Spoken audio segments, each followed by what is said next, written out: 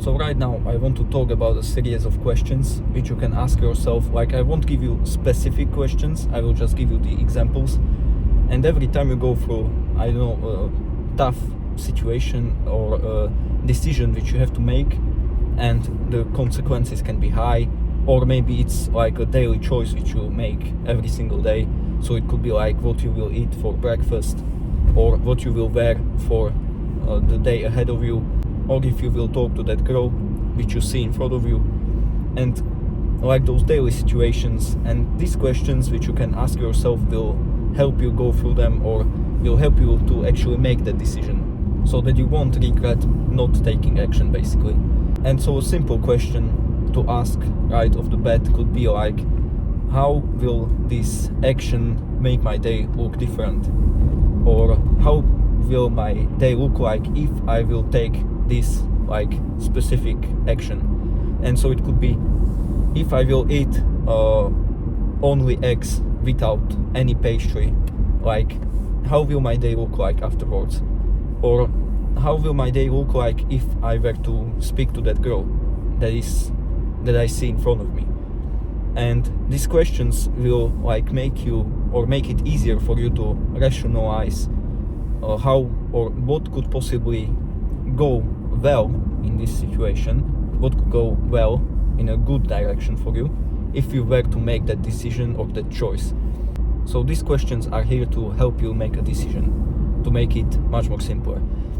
And also they will help you to look at a situation from a completely different as well as a more rational point of view.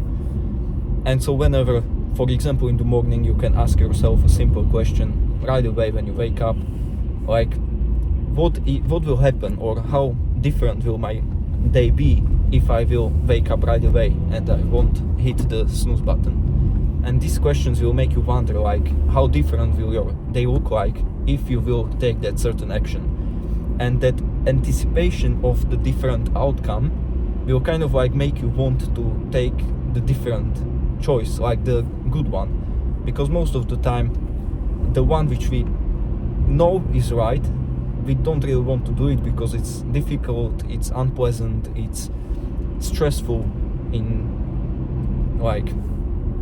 it can be stressful even. And so most of the time the difficult choice is the right one. Most of the time, I'm not saying that it's all the time. And that means, like, if you know that eating, for example, that candy is wrong because you are on a diet and you don't want to eat any sugars in terms of like sweets, candies, cakes and stuff like that, then you know it's not the right thing to do. But at the same time, the right thing to do is to not eat that sweet or that candy, but that's also like the more difficult task to do or to accomplish. And so in that case, you sometimes even lean towards the first option, which is to eat that candy and like get the pleasure out of it, even though you will somewhat like neglect your diet at that point.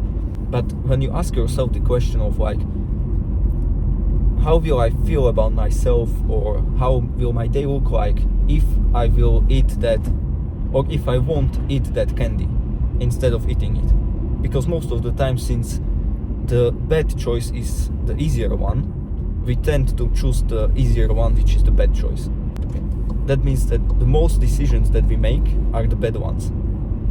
Like, if we were to compare it in some sort of way, like, so if we look at it in that like generalized view, we could even say that out of 70 decisions which you make, 50 of them are wrong ones.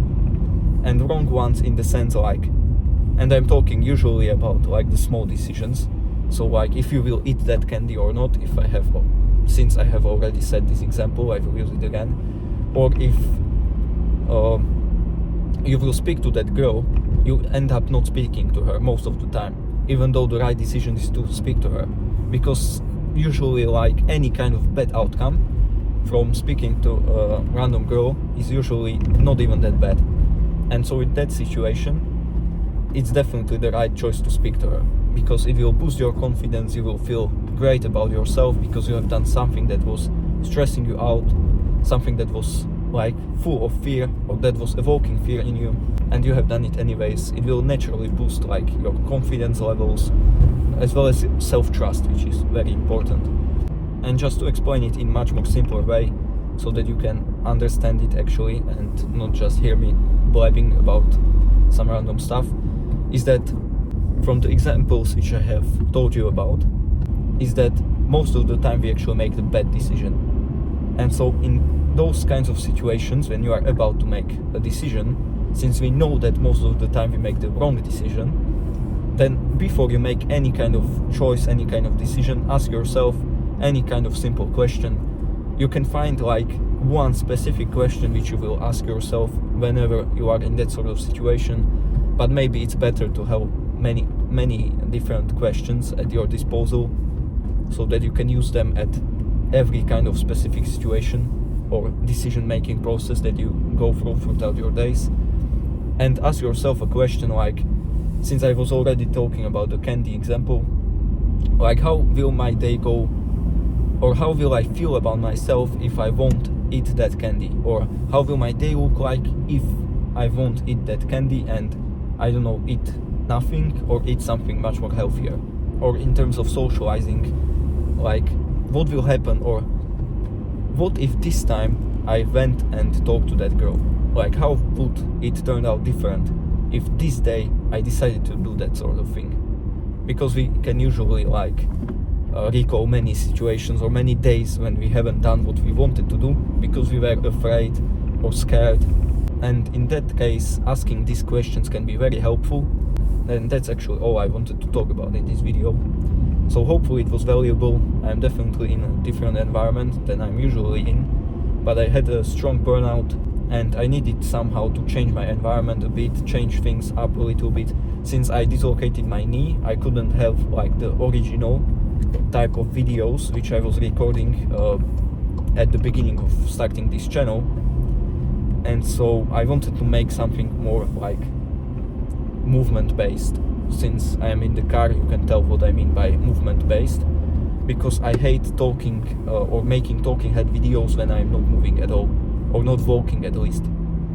And so I wanted to change things up a little bit so that I would get back to my grind mode and start uploading content daily. And so back to what I was saying, or what I always say at the end of the video. Hopefully it was valuable, hopefully you learned something useful that you can implement in your life.